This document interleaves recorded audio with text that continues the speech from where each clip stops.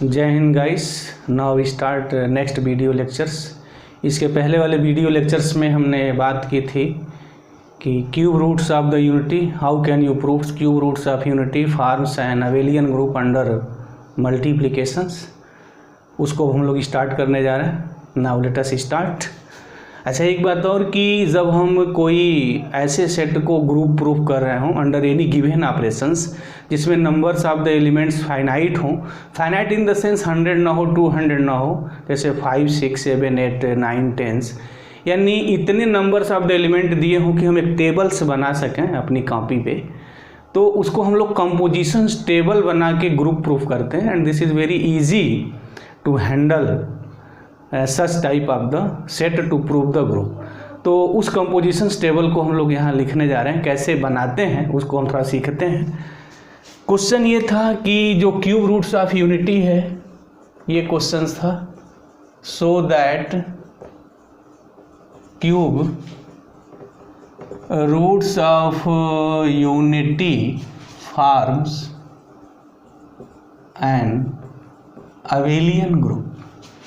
ये क्वेश्चन है और इस टाइप के क्वेश्चंस एकेडमिक में इम्पॉर्टेंट्स होते हैं, एकेडमिक एग्जामिनेशंस में पूछे जाते हैं और कंपटीशंस में हम कुछ रिजल्ट की बात यहाँ से करते हैं जहाँ वहाँ भी ध्यान देना है।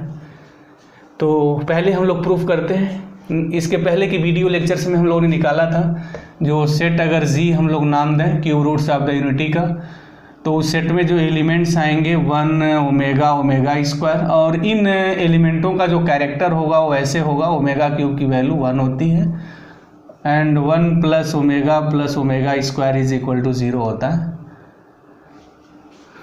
एस। अब हम लोग कंपोजिशंस टेबल कैसे बनाते हैं। सबसे पहले ये एक वर्टिकल लाइन खींच लेते हैं और ये हॉरिजॉन्टल लाइन, और यहाँ पर वो कंपोजिशंस लिखते हैं जो कंपोजिशंस गिवन होता है। अबेलियन ग्रुप अंडर मल्टीप्लिकेशन, और ये जो मल्टीप्लिकेशन है this is the ordinary multiplication. तो जो मल्टीप्लिकेशंस का सिंबल हम यहाँ दे देंगे। अच्छा, ये भी सिंबल आप दे सकते हैं बट हम लोगों ने इसका यहाँ डॉट यूज किया है फॉर मल्टीप्लिकेशन और product.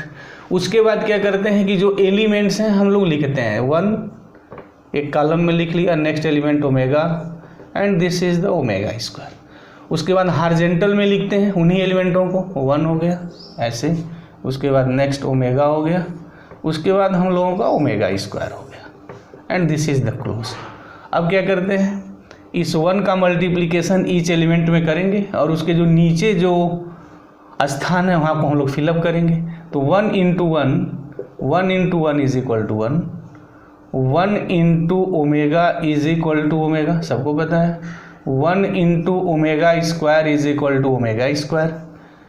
Next omega into 1 is equal to omega, omega into omega this is the omega square and omega into omega square is equal to omega cube and omega cube is equal to 1। हम लोग जानते हैं। अब omega square से multiply करें तो omega square into 1 means omega square into omega this is the omega cube and omega cube again is equal to 1। This is the omega square into omega square this is the omega 4, और omega 4 को हम लोग लिख सकते हैं omega cube into omega, this omega cube is equal to 1 और 1 into omega is equal to 1 and omega. अब क्या करते हैं, इस कंपोजिशंस टेबल को हम लोग ध्यान से देखते हैं।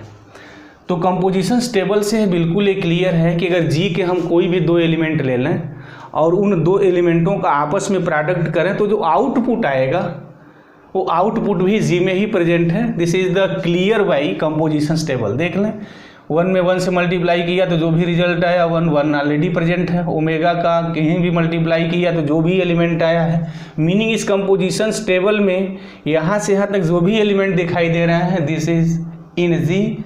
मतलब क्या है कि ये कंपोजिशंस टेबल प्रूफ करता है कि जी इज क्लोज्ड अंडर मल्टीप्लिकेशन और मल्टीप्लिकेशन इज क्लोज्ड इन जी।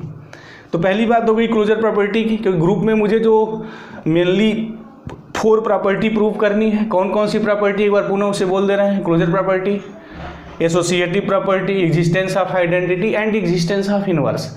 किसी भी सेट को ग्रुप प्रूव करने के लिए पहले इन 4 कंडीशनों को हम लोग प्रूफ करते हैं।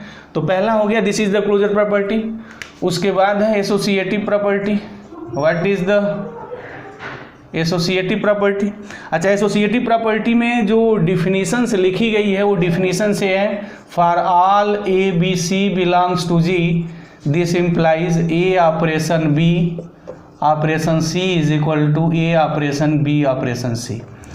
यहाँ लिसनर इस बात को ध्यान देंगे, कई कई बिगिनर स्टूडेंट बड़ा कंफ्यूज रहता है, लेकिन एक बात हम बार बार बोलेंगे कि जो भी कुछ फैसला होगा हम लोग डिसीजन देंगे, वो डिसीजन हमेशा, चाहे हम लोग मॉडर्न पढ़ें या हम लोग एनालिसिस पढ़ें, कॉम्प्लेक्स पढ़ें, कुछ भी पढ़ें, डिसीजंस हम लोगों का दो से ही होगा। एक तो जो डिफिनीशन दी गई है और दूसरा एक रिजल्ट है।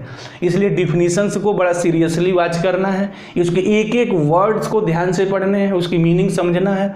दूसरा रिजल्ट क्या है, रिजल्ट को बड़े ध्यान से देखना है, और उसका प्रूफ कैसे होता है वो भी ध्यान से देखना है। हालांकि ये बात है कि थ्योरम का, रिजल्ट का प्रूफ और डिफिनीशन लिखने के लिए कॉम्पिटिटिव एग्ज़ाम में नहीं आता है, सिर्फ एकेडमिक एग्ज़ाम में आता है। लेकिन कंपटीशन जो लोग दे रहे हैं हायर लेवल मैथमेटिक्स से, हम उनसे रिक्वेस्ट करेंगे कि वो प्रूफ को भी उतना सीरियस लें जितना सीरियस केवल रिजल्ट को याद करते हैं, आगे बढ़ जाते हैं।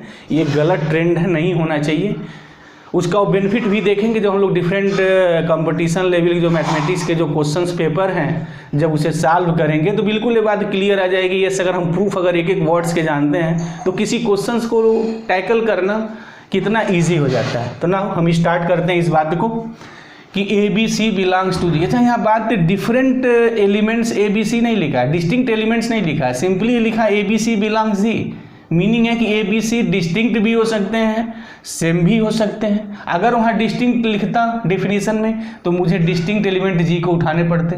डिस्टिंक्ट नहीं लिखा तो रिपीटिशन भी हो सकता है, हम 1 को 3 बार ले सकते हैं, ओमेगा को 3 बार ले सकते हैं। This concept always keep in mind.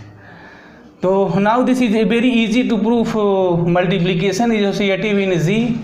कोई भी हम 3 एलिमेंट्स अगर ले लें, 1 इंटू ओमेगा इंटू इसको ब्रैकेट के बाहर करना है। अब ये देखना है 1 इंटू ओमेगा स्क्वायर इक्वल होते हैं या नहीं। बिल्कुल इजीली इसको सॉल्व कर सकते हैं। This is the omega and this is the omega square and this is the 1 into omega cube, this is the 1 and this is again 1। Hence associative law good hold in set G under multiplication, associative भी है। उसके बाद हमने 2 बातें कही थी कि जब भी ग्रुप प्रूफ करना हो तो एक आइडेंटिटी की जो बात है, दिस इज द आइडेंटिटी, और एक जो इनवर्स की बात है इसको बड़ा सीरियसली लेते हैं और ये दिखाते भी हैं कि आइडेंटिटी है, इनवर्स है या नहीं। क्योंकि जब भी हम ग्रुप प्रूफ करेंगे तो ये बातें हमेशा always be keep in mind कि आइडेंटिटी को पहले कैप्चर किया जाता है, इनवर्स को कैप्चर किया जाता है, क्लोजर तो देखा ही जाता है।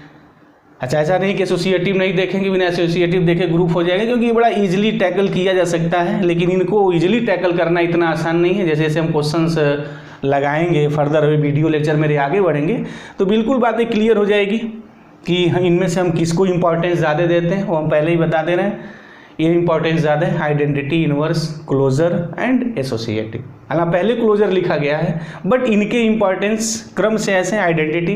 ग्रुप प्रूफ करना है तो पहले आइडेंटिटी देखिए, इनवर्स देखिए, क्लोजर देखिए, एसोसिएटिव देखिए। बट मैं यहाँ जो डिफिनीशन दी हुई है उसके अकॉर्डिंग प्रूफ करते हैं और ऐसा किया भी जाता है। बट जब कंपटीशन के क्वेश्चंस होंगे तो हम ये और ये पहले देखते हैं। यस, नाउ फर्दर में चलते हैं। तो आइडेंटिटी मुझे देखनी है। अब मैं आता हूँ कि आइडेंटिटी की डिफिनीशन क्या है, क्योंकि हमें जो भी कुछ फैसला करना होगा डिफिनीशन से ही करेंगे। है भी डिफिनीशन से हमारा सुप्रीम कोर्ट है और वह जो फैसला सुनाएगी वो अंतिम होगी, वही लास्ट होगा, हम सब लोगों को मानना होगा। तो क्या है डिफिनीशन से आइडेंटिटी की? आइडेंटिटी की डिफिनीशन ये है कि for all A belongs to G there exist an unique element E belongs G such that A operation E operation A is equal to A. क्या मीनिंग है आइडेंटिटी की? Identity की simply meaning जो याद करने वाली है वो ये है कि आइडेंटिटी सेट में ऐसा एलिमेंट होता है जो किसी एलिमेंट के ऊपर ऑपरेट करने पर उस एलिमेंट में कोई भी डिफरेंस नहीं होता है। अगर ऐसा है तो आइडेंटिटी एलिमेंट है, अगर ऐसा नहीं है तो आइडेंटिटी एलिमेंट नहीं है। तो यही कंसेप्ट हम लोग जी में यहाँ खोजेंगे। ये जो हमारा जी है, क्यूब रूट से आप जो यूनिटी है देखते हैं कि इसमें ऐसा कोई एलिमेंट है या नहीं। तो कंपोजिशन टेबल को देखें तो बिल्कुल क्लियर है कि 1 ऐसा एलिमेंट है कि 1 को किसी के साथ मल्टीप्लाई किया जाए तो उस एलिमेंट में कोई डिफरेंस नहीं होता है। कहने का मतलब ये है कि for all A belongs G 1 into A into 1 is equal to A. तो 1 is identity element of G. यहाँ for all A omega belongs G मतलब यहाँ तो 3 एलिमेंट्स ही हैं और 1 को किसी एलिमेंट से मल्टीप्लाई करके देख सकते हैं। ऑलरेडी वो कंपोजिशन टेबल में मल्टीप्लाई किया ही गया है, मतलब इस सेट में आइडेंटिटी एलिमेंट है और वो आइडेंटिटी एलिमेंट 1 है अंडर मल्टीप्लिकेशन। नाउ नेक्स्ट चलते हैं इनवर्स। जी में कितने एलिमेंट्स हैं? 1 ओमेगा स्क्वायर। अब देखेंगे हम लोग कि हर एलिमेंट के करेस्पॉन्डिंग एक यूनिक एलिमेंट मिलना चाहिए। कैसा मिलना चाहिए? वो भी जो डिफिनीशन दी गई है इनवर्स की वो ये है कि A operation A dash operation A is equal to E. Meaning ये हो गई कि अगर हम ए डैश को ए का इनवर्स तब कहेंगे जब इनके बीच ऑपरेशन लगाने पर हमें आइडेंटिटी मिल जाए, और यहाँ मेरी आइडेंटिटी जो है 1 है। अब जैसे मुझे पता करना है कि 1 का इनवर्स क्या है, तो 1 में किस एलिमेंट से मल्टीप्लाई करें कि 1 आ जाए, तो सबको पता है, सब लोग जानते हैं 1 का मल्टीप्लिकेशन अगर 1 से हम लोग करें तो 1 आता है।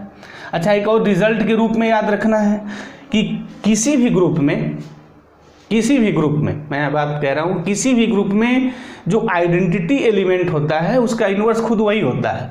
तो एक हाँ हमें रिजल्ट की अगर बात कर लें, और करना भी चाहिए, और जो लोग वीडियो लेक्चर से देख रहे हैं वो कृपया सीरियसली इसको नोट भी बनाते रहें, क्योंकि फर्दर में जो हम डिस्कस करेंगे तो इन रिजल्ट का बड़ा ही इम्पॉर्टेंट रोल प्ले होगा, उसको आप लोग देखेंगे। और जो लोग नोट किए रहेंगे उनके लिए थोड़ा इजी होगा, क्योंकि ऐसे वीडियो लेक्चर देखेंगे तो बहुत सारी चीज़ें स्किप कर जाएंगे। बट अगर नोट बना हुआ है तो मैं बात बताऊंगा, ऑलरेडी हम लोग वहाँ रिजल्ट लिखे थे, जिस चीज़ को डिस्कस भी किए थे कि जो आइडेंटिटी एलिमेंट का इनवर्स होता है किसी भी ग्रुप में, इन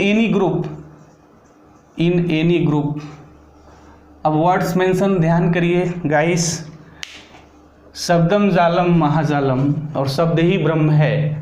जो वर्ड्स लिखे गए कहीं भी मैथमेटिक्स में अंतिम फैसला वही करेंगे, हम बार बार बोल रहे हैं, वही सुप्रीम कोर्ट्स हैं मेरे, डिफिनीशन मेरी सुप्रीम कोर्ट है, रिजल्ट मेरे सुप्रीम कोर्ट्स हैं। Result and definitions both are supreme courts in the different paper of the mathematics. किसी मैथमेटिक्स से किसी भी पेपर्स में जो हमारी डिफिनीशंस हैं और रिजल्ट हैं यही फैसला देते हैं, चाहे वो एकेडमिक स्तर का एग्ज़ाम हो और कोई भी कंपटीशन लेवल का एग्ज़ाम हो। अब हमने लिखा इन एनी ग्रुप, अब एक ग्रुप नहीं, कोई पर्टिकुलर ग्रुप नहीं, किसी भी ग्रुप के लिए inverse of identity element is itself. Identity element का इनवर्स खुद वही होता है। इसको हम लोग फर्दर वे रिजल्ट के रूप में आगे जब आएंगे बहुत सारे थ्योरम प्रूफ करेंगे तो इसको भी हम लोग बड़ा इजीली प्रूफ करेंगे, इसमें कुछ ऐसा है नहीं। अभी मैं नहीं प्रूफ करने वाला हूँ, क्योंकि ऑलरेडी जब मैं रिजल्टों की बात करूँगा, रिजल्ट बहुत सारे थ्योरम प्रूफ करूँगा तो सब बातें आएंगी। अभी तो हम लोग कुछ क्वेश्चंस की इस पर बात कर रहे हैं। अभी बस मुझे ये देखना था कि इनवर्स है नहीं, तो आइडेंटिटी का इनवर्स 1 है, 1 आइडेंटिटी है और इसका इनवर्स 1 है। अब मुझे ओमेगा का पता करना है और ओमेगा स्क्वायर का, तो अब ओमेगा का इनवर्स निकालना है। तो ओमेगा का इनवर्स वो एलिमेंट जी में होना चाहिए जिसका मल्टीप्लिकेशन करने पे आइडेंटिटी आ जाए। तो सबको पता है omega into omega square, this is the omega cube and omega cube is equal to 1, यानी ओमेगा का जो इनवर्स है वो ओमेगा स्क्वायर होता है। तो एक बात बिल्कुल क्लियर हो जानी चाहिए यहाँ, अगर ओमेगा का इनवर्स ओमेगा स्क्वायर है तो ओमेगा स्क्वायर का इनवर्स भी ओमेगा होगा। ये कंपोजिशन टेबल से भी क्लियर है। ओमेगा में ओमेगा स्क्वायर से मल्टीप्लाई करने पे 1 आया है और ओमेगा स्क्वायर का ओमेगा से मल्टीप्लिकेशन करने पे 1 आया है, क्योंकि जो इनवर्स की हमारी जो डिफिनीशन है वो डिफिनीशन यही है, A operation A dash is equal to identity is equal to A dash operation A, कि ए में जिस एलिमेंट से मल्टीप्लाई करने पे कंपोजिशंस लगाने पे अगर आइडेंटिटी आ जाए तो these are the inverse of each other. दोनों एक दूसरे के इनवर्स कहे जाते हैं। तो फ्रॉम कंपोजिशन टेबल और जो हम लोगों का अब तक डिस्कस चला उससे बिल्कुल क्लियर है कि G is a group under multiplication, S G is group हो गया। अब मुझे देखना है कि अबेलियन है या नहीं। तब अबेलियन के लिए सिंपली ये देखते हैं क्या फैसला करता है, कैसे फैसला करेंगे कि G अबेलियन है। फैसला ये करेगा कि for all AB belongs G, A into B is equal to B into A. Operation मेरा यहाँ मल्टीप्लिकेशन है, तो कंपोजिशन टेबल से देख लिया जाए। 1 इंटू 1 करेंगे तो 1 आएगा। अच्छा 1 इंटू 1 ऐसे लिखें, 1 into 1 is equal to 1 into 1। अच्छा ओमेगा इंटू ओमेगा, डिटेन है omega into omega, omega into omega square, omega into omega square एस, ओमेगा स्क्वायर इंटू ओमेगा, क्योंकि दोनों की वैल्यू 1 आती है। कंपोजिशन टेबल से बिल्कुल देख सकते हैं कि ये जो डिफिनीसन है वो बिल्कुल सेटिस्फाई करता है। तो ये बात बिल्कुल क्लियर हो गई। G is an abelian group under multiplication. अच्छा स्टूडेंट्स को हम थोड़ा, या सॉरी लिसनर को हमेशा ही बताना चाहेंगे कि वो जब भी अबेलियन लिखेंगे तो यहाँ कैपिटल्स यूज करेंगे। हमने अक्सर देखा है कि स्टूडेंट्स लिखने के फ्लो में वो यहाँ स्मॉल यूज कर लेता है, जो थोड़ा ठीक नहीं है। वो कैपिटल यूज करे तो थोड़ा सम्मान देना अच्छी बात है। अबेलियन ऐसे लिखा जाना चाहिए। तो now this is a proof of cube roots of unity form से अबेलियन ग्रुप। अब इसके बाद हम आते हैं एक और क्वेश्चंस पे। क्वेश्चन ये है कि so that set of non zero rational numbers forms abelian group under multiplication. Question ये है कि so that set of non zero rational numbers forms and abelian group. अच्छा एक बात है हम और बता दें कि ये जो नॉन जीरो रेशनल नंबर्स हैं, जनरली रेशनल नंबर्स को हम लोग क्यू से डिनोट करते हैं, और हमने एक वीडियो बनाया है इस पर ऑलरेडी बड़ा डिटेल्स में। जिन लोगों को कोई भी कन्फ्यूजन रेशनल नंबर्स पे है उस लेक्चर्स को वो देख लें, मुझे क्लियर होगा कि रेशनल नंबर्स पे उनको कोई भी किसी तरह का डाउट नहीं रहेगा। x such that x is equal to p by Q, p belongs set of integers and q belongs natural number. हमने डिफिनीशंस दी थी सेट ऑफ रेशनल नंबर की। नॉन जीरो रेशनल नंबर्स हैं, इसकी मीनिंग ये हो गई कि ये हम लोग जो डिनोट करेंगे q star non zero rational number, x such that x is equal to p by Q. x set of integers में बिलोंग करेगा, q नेचुरल नंबर्स में होगा, लेकिन नॉन जीरो है तो हाँ p को जीरो नहीं होना पड़ेगा। बस मीनिंग यही है। q तो नेचुरल नंबर है, वैसे q भी जीरो होता है ना, क्योंकि जीरो से डिविजिबिलिटी रूल डिफाइंड नहीं होती है, तो जीरो लिखना ही नहीं है। p belongs to z and p not is equal to zero. तो डेफिनेटली इसमें जो भी रेशनल नंबर्स आएंगे वो जीरो नहीं होंगे।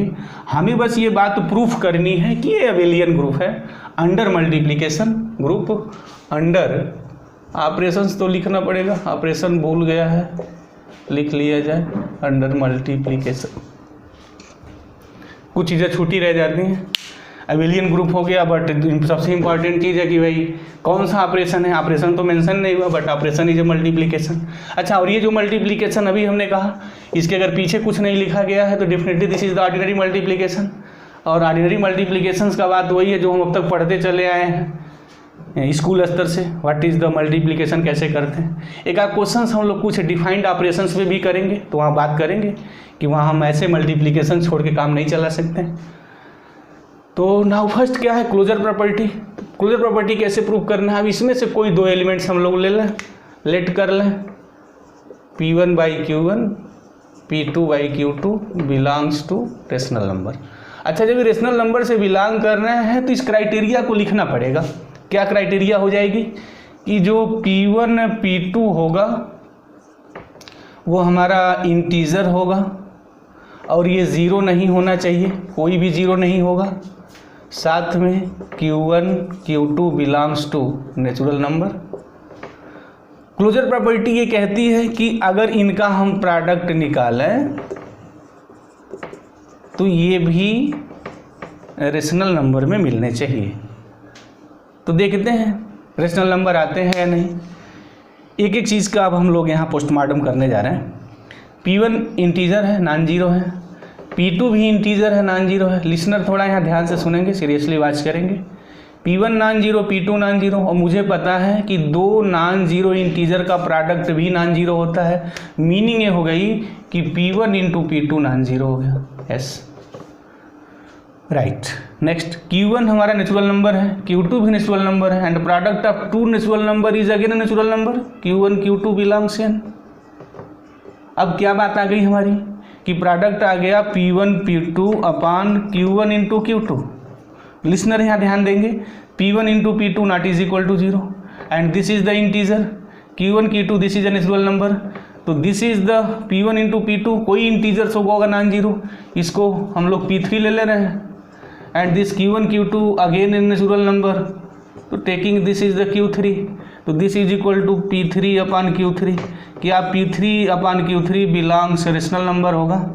अगर हम लोग देखते हैं दिस बाय दिस, ये जो डिफाइंड किया गया है, क्योंकि ये इंटीजर है, नॉन जीरो है, नॉन जीरो भी है, ये नेचुरल नंबर है, तो hence we can say that under ordinary multiplication Q star is closed, यानी क्लोजर प्रॉपर्टी है। इसमें से हम कोई भी दो एलिमेंट ले लें, उनका प्रोडक्ट कर दें, इसी में मिलते हैं। अब एसोसिएटिव की बात देख लें कि एसोसिएटिव है या नहीं। अब इसमें से कोई भी तीन एलिमेंट हम लोग अगर पिकअप कर लें ऐसे ही, P1 upon Q1, P2 upon Q2, P3 upon Q3 belongs to this Q star, right. यहाँ सब Q स्टार लिखना है, ध्यान देना है, ये सब Q स्टार की बात है, राइट। अब ये Q स्टार में क्या मतलब, P1 P2 P3 क्या होंगे, इंटीजर्स होंगे, नॉन जीरो होंगे, एंड Q1 Q2 Q3 क्या होंगे, नेचुरल नंबर होंगे। अब मुझे ऐसे देखना है, P1 अपान Q1 इंटू, ये ब्रैकेट बना लें, P2 upon Q2 into P3 upon Q3 is equal to P1 upon Q1 into P2 upon Q2। अब इसको ब्रैकेट के थोड़ा हम बाहर कर दें, P3 अपान Q3, ऐसे इक्वल होते हैं नहीं। अच्छा, यहाँ ये नहीं, जनरली एक बिगिनर स्टूडेंट बड़ा गलती करता है, वो ये समझता है कि ये क्वांटिटी जो भी आएगी इक्वल तो वही बिलोंग करनी चाहिए। नहीं, ऐसी बात नहीं है। एसोसिएटिव में बिलोंग की बात नहीं है, डिफिनीशन में ही नहीं लिखी गई है। अच्छा, डिफिनीशंस में ही नहीं लिखी गई तो हम बिलोंग थोड़ी लिखेंगे। बस ये है कि ये क्वांटिटी इसके इक्वल होनी चाहिए। मतलब ये है कि पहले एलिमेंट लिखें, उसके बाद दो की ग्रुपिंग करें। अब ये हम ऑपरेट करें तो जो रिजल्ट मिलेगा उसको एक जगह कर लें। अब इनके साथ हम ग्रुपिंग कर लें, इसको बाहर कर लें, इसको सॉल्व करें, क्या रिजल्ट मिल रहा है। वो दोनों रिजल्ट अगर सेम है, दिस इज द एसोसिएटिव। और बड़ा इजीली देखा जा सकता है कि multiplication is associative in Q star, S associative है ये, दिस इज़ वेरी इजी। बड़े इजीली रूप में हम लोग दिखा सकते हैं। ये प्रोडक्ट करें अगर निकाल के, तो फाइनली जो मेरा प्रोडक्ट आएगा वो यही आएगा, P1 P2 P3 अपान Q1 Q2 Q3, और यहाँ भी वही आएगा, P1 P2 Q1 Q2 and Q3, and these are the same, वो सेम आएंगे। तो this is the very easy to tackle. अब हम लोग जो बात करने जा रहे हैं आइडेंटिटी की, और हमने बार बार कहा है कि identity and inverse these are very important role play to prove the group. अब आइडेंटिटी की क्या बात आती है, व्हाट इज़ द डिफिनीशन। पहले हम डिफिनीशंस लिखेंगे और उसी के अनुसार मुझे फैसला करना है, क्योंकि डिफिनीशंस और रिजल्ट ही मेरे सुप्रीम कोर्ट से, बार बार मैं चीज़ को रिपीट कर रहा हूँ।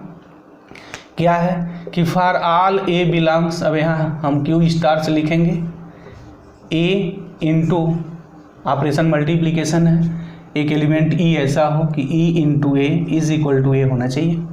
अच्छा, अब ए की बात है तो ए एलिमेंट होगा कैसा, वो P/Q के फॉर्म का यहाँ से निकलने वाला होने वाला है। अब यहाँ ये बात हुई कि ए इज इक्वल टू ले लें P/Q, P not is equal to 0 and belongs to integers and Q belongs to natural number. P by Q में हम लोग किस एलिमेंट से मल्टीप्लाई करें कि वो पी बाई क्यू आ जाए, under ordinary multiplication, under ordinary multiplication. तो ये बात बिल्कुल क्लियर है कि पी बाई क्यू में अगर हम 1 से मल्टीप्लाई करते हैं तो ये पी बाई क्यू आ जाएगा। अब ये देखना है 1 इसमें है या नहीं, एस 1 है, क्योंकि 1 को मैं लिख सकता हूँ 1 बाई 1। अब ये 1 बाई 1 इस फार्म का होना चाहिए, then this is the non zero rational numbers, तो फार्म है ये, this is the 1, this is the p, 1 not is equal to 0 and this one also belongs to natural number, hence 1 can be written as 1 by 1। और ये 1 by जो 1 elements है इस set में है, ऐसा है कि इसके किसी भी एलिमेंट के साथ ऑपरेट करने पे रिजल्ट में कोई डिफरेंस नहीं है, अतः हम कह सकते हैं कि 1 by 1 belongs to Q and this is the identity element of this set under ordinary multiplication. तो आइडेंटिटी एलिमेंट एग्जिस्ट करता है 1 बाई 1, बहरहाल 1 बाई 1 1 होता है, बट हमें यहाँ इस रूप में लिखना है इसलिए हम लोग 1 बाई 1 लिखते हैं। अच्छा, जो स्टैंडर्ड एक चीज़ है आप उसी रूप में लिखें, 1 न लिखें, इसको 1 बाई 1 लिखें तो ये बड़ा अच्छा रहेगा। हालांकि 1 by 1 is equal to 1, no doubt, as it is clear, but 1 by 1 लिखते हैं तो ये दिस फॉर्म, इस फॉर्म का है। अब जो लास्ट हम लोगों का इसमें आएगा वो है कि इन्वर्स है या नहीं। अब हम ये देखते हैं कि इन्वर्स एग्जिस्ट करता है या नहीं। तो इन्वर्स की क्या डिफिनीसन होगी, अगेन डिफिनीशंस पे आते हैं। ए डैश ए का इन्वर्स कहा जाएगा by definition, A into A dash is equal to A dash into A is equal to 1, meaning 1 by 1, क्योंकि यहाँ आइडेंटिटी जो एलिमेंट है वो 1 बाई 1 है। अच्छा, ए को ले लेते हैं पी बाई क्यू, एस चलते हैं देखते हैं। तो P by Q into A dash is equal to 1 by 1, this implies A dash is equal to, by ordinary calculation of the mathematics, A dash is equal to what, Q by P. अच्छा, अब यहाँ question हो सकता है मैं Q by P लिख सकता हूँ या नहीं, मैं लिख सकता हूँ क्योंकि पी क्यू दोनों नॉन जीरो है। अगर ये दोनों नॉन जीरो है तो A dash is equal to Q by P, लेकिन अगर इसमें कोई एक ज़ीरो हो जाता तो यहाँ प्रॉब्लम स्टैंड हो जाती। बट इस डिफिनीशंस में क्यू तो नेचुरल नंबर है तो जीरो होने से रहा, जीरो होगा ही नहीं। अगर कोई मेरे लेक्चर्स को बड़ा सीरियसली वॉच कर रहा है तो अब उसको ये बात समझ में आ गई होगी कि हम rational number, set of rational number define करते वक्त जो फ्रैक्शंस का जो डिनोमिनेटर है हम क्यों नेचुरल नंबर से लिए हैं। अगर मैं यहाँ इंटीजर से ले लेता तो मुझे और भी एक्स्ट्रा सारी चीज़ों को लिखना पड़ता, अब उस एक्स्ट्रा चीज़ों से मैं बच गया हूँ। यहाँ सिर्फ क्यू नेचुरल नंबर लेने की वजह से, जैसे अब यहाँ क्यू अगर मैं इंटीजर लिखता and Q not is equal to 0 तो 2 एक्स्ट्रा चीज़ों को बढ़ाना पड़ता, तो बड़ा वो ईजी नहीं है। मैथमेटिक्स की मीनिंग यही है, मैथमेटिक्स की मीनिंग यही नहीं कि हम किसी क्वेश्चंस का सोल्यूशन देते हैं, नो, हम किसी क्वेश्चंस का सोल्यूशन कितने ईजी वे में देते हैं, दिस इज द मैथमेटिक्स, ये मैथमेटिक्स है। ऐसा ना हो कि हमारा सोल्यूशन ही खुद एक जो है क्वेश्चन बन जाए, तो this is not a solution of this mathematics. Solution है बट ये उसको हम बड़ा ये नहीं कह सकते हैं, क्योंकि सोल्यूशन जो होना चाहिए वो सबको ग्रैप्स होना चाहिए, बड़ा ईजी वे होना चाहिए। तो this is the reason, now we write Q belongs to N. अब यहाँ A dash is equal to Q by P, कोई जीरो नहीं है, तो ये अब ये देखना है कि क्यू बाई पी इसमें है या नहीं है। This is what, P is the integer and P not is equal to 0, Q by P, तो Q by P definitely belongs to Q star. और हमने कहा था एक लेक्चर्स में 1 by -2 not is equal to -2 by 1, लेकिन अगर हम इसको 1 by -2 is equal to -2 by 1 लिखते हैं तो ये गलत नहीं है, this is not a wrong. But अगर डिविजन्स की जहाँ बात आती है, जब डिवीजन करना होगा तो हम चीज़ों को ऐसा नहीं लिखते हैं, बट अगर एज ए कैलकुलेशन के इजी वे फ्लो में है तो this is the nothing to be the difference, वहाँ ये बातें हुई थी। तो A dash is equal to Q by P. अब अगर यहाँ हम देख लें P by Q into, problem divisions में जीरो को लेके है कि जीरो से डिविजिबिलिटी रूल डिफाइंड नहीं होता है, यहाँ जीरो है नहीं कोई, तो divisibility easily defined here. A dash is equal to what, Q by p, इसका अगर मल्टीप्लाई करते हैं तो this is the 1 and this is the 1 by 1, hence तो दिस इज द इनवर्स। इसकी मीनिंग क्या हुई कि पी बाई क्यू जो एलिमेंट है इस क्यू स्टार का, उसके ईच जो नॉन जीरो एलिमेंट्स हैं उसके मल्टीप्लिकेटिव इनवर्स एग्जिस्ट करते हैं। इसकी मीनिंग ये हो गई कि Q star under multiplication is a group, ये ग्रुप है, दिस इज ए ग्रुप। थोड़ा इसे हम लोग डिलीट करें ना, थोड़ी बात और क्लियर हो जाए। This is A group. अब बात आती है अबिलियन की। तो अबिलियन प्रूव करना इजी है, कोई बात नहीं, 2 एलिमेंट लेना, कम्यूटेटिव ला, देखते हैं अंडर मल्टीप्लिकेशन सेटिस्फाई होगा या नहीं। P1/Q1 P2/Q2, कोई भी 2 एलिमेंट इस क्यू स्टार को हमने लिया, देखते हैं P1/Q1 into P2/Q2 is equal to P2/Q2 into P1/Q1 होता है या नहीं। ऑलरेडी होता है, हम स्कूल स्तर से सीखते चले आ रहे हैं कि जो सेट ऑफ रेशनल नंबर है, entire the set of rational numbers multiplication is commutative. यहाँ तो केवल जो है नॉन जीरो रेशनल नंबर्स की बात है। अगर पूरा rational numbers under multiplication commutative law satisfy करता है तो जो नॉन जीरो एलिमेंट है उसमें से जीरो हटा दिया जाए तो जो भी एलिमेंट बचेंगे डेफिनेटली सेटिस्फाई कम्यूटेटिव ला अंडर मल्टीप्लिकेशन। तो hence it can be easily shown that Q star multiplication is an abelian group. This is an abelian group. ये abelian group है। तो now we prove that Q star dot is an abelian group.